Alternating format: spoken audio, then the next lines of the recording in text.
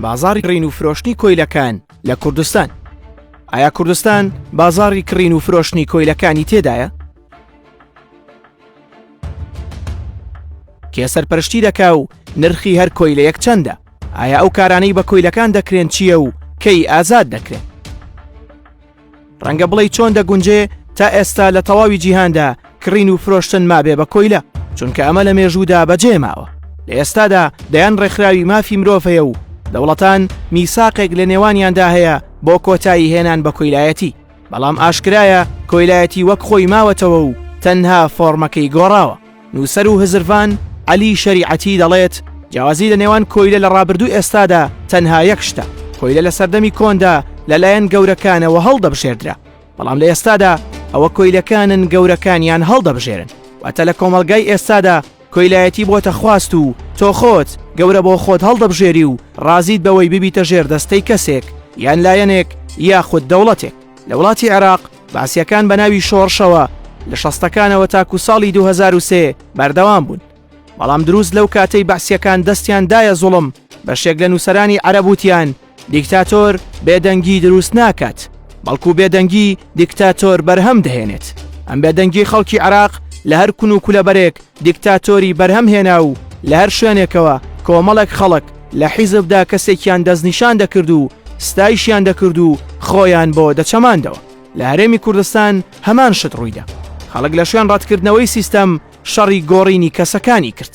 لەو کاتەوە بە بەردەوامی لە شوێن ئەوەی بە دوای ئازادی خۆیدا بگەڕێت بەردەوام بە دوای گەورەدا گەڕاوە، بۆیە لەو کاتەوە تا ئێستا فریوی دروشم دەخوا و هەوڵ نادات بۆ هەمیشە خۆی ڕزگار بکات لە دەسەڵاتێک کە بە چەپڵە و بێدەنگیەکانی کردی بە دیکتاتۆر و خۆشی لەناو بازنەی کۆیلایەتیدا کەوتە سوور خواردن. کوردستان ڕەنگە بازارێکی دیاریکراو نەبێت بۆ کڕین و فرۆشتنی کۆیلە، چونکە لەم چەند ساڵی ڕابردوو تا دەگاتە ئێستا هیچ بازارێک هێندەی کڕین و فرۆشتنی مرۆڤ گەرم نەبووە و مەیدانێکی بچووکە بۆ ئەو سەودا و مامەڵەکردنە. کڕین و فرۆشتنەکە ئێستا لە حیزبێکەوە بۆ حیزبێکی تر، لە کەناڵێکەوە بۆ کەناڵێکی تر، لە باڵێکەوە بۆ باڵێکی تر دەکرێت و ئەمە بووە بە نەرید لە کوردستان و هەر مرۆڤێک ڕقم حسابیەکی خراوەتە سەر.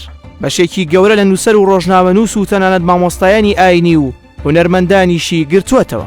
پزیشکی کۆشکی فیرعونەکانی میسر سینۆها لە یاداشتەکانیدا و لە چیرۆکی کۆیلەیەکدا بەم جۆرە دەدوێت. بەرەبەیانیەکی زوو لەگەڵ کۆیلەیەک کە دەم و لوتی بڕدرابوو کەوتمە قسەکردن. کۆیلەکە باسی ئەو زوڵم و ستەمەی کرد کە یەکێک لە کاربەدەست و خانەدانەکانی میسر لەگەڵی کردووە. کۆیلەکە داوا لە سینۆها دەکات بیبات بۆ سەر گۆڕی ئەو دەسەڵاتدار و خانەدانە. سینۆها دەڵێت پێم وت بۆچی دەتەوێت چارەنووسی بزانی. کۆیلەکە دەڵێت چەند ساڵێک لەمەوبەر من کەسێکی ئازاد و بەختەوەر بوو، ئەوسەرێکی جوان و کچێکی گەنجم هەبوو، پارچە زەویەکی بچووکیشم هەبوو کەوتو بۆ تەنیش زەویەکی گەورە کە هی بەرپرس و خانەدانێت بوو. بە بەرتیل زەویەکەمی داگیر کرد و دواتر دەزرێژی کردە سەر هاوسەر و کچەکەم و لوت و گوێچکەی منیشی بڕی و بۆ کار ناردمی بۆ کانی بەرد. دوای ئەوەی کاری بە هاوسەر و کچەکەم نەما فرۆشتنی و ئێستاش چارەنووسیان نازانم. ئێستا بیستومە کە ئەو مردووە، دەمەوێت بچم ببینم ئاخۆخواکان چیان لەسەر گۆڕەکەی نووسیوە.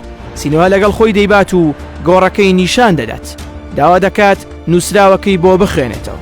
سینۆها دەڵێت دەستم کرد بە خوێندنەوەی نووسراوەکە و تێیدا هاتبوو کە ئەم پیاوە کەسێکی بەڕێز و دەستکارە، هەمیشە لە ژیانیدا هاوکاری چینی لێ قەوماوانی کردووە، ناموسی خەڵک لە لای ئەو پارێزراو بووە، تەنانەت زەویەکانی خۆی دەبەخشی بە هەژاران و زۆرجار لە پارەکانی خۆی زەرەری خەڵکی دەژمارد. ئێستا لە لای خودای گەورەی میسر ئامونە و بە بەختەوەری هەمیشەیی گەیشتووە.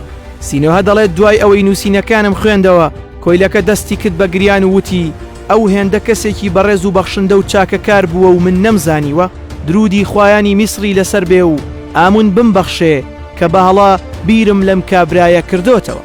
سینۆها دەڵێت دوای ئەو هەموو زوڵمەی لێی کردی واتە تۆ هێشتا بۆی دەگریت و پێت باشە. کۆیلەکە دەڵێت کاتێک خوداکان ئەمەیان لەسەر نووسیوە من چۆن دەتوانم پێچەوانەکەی بڵێم.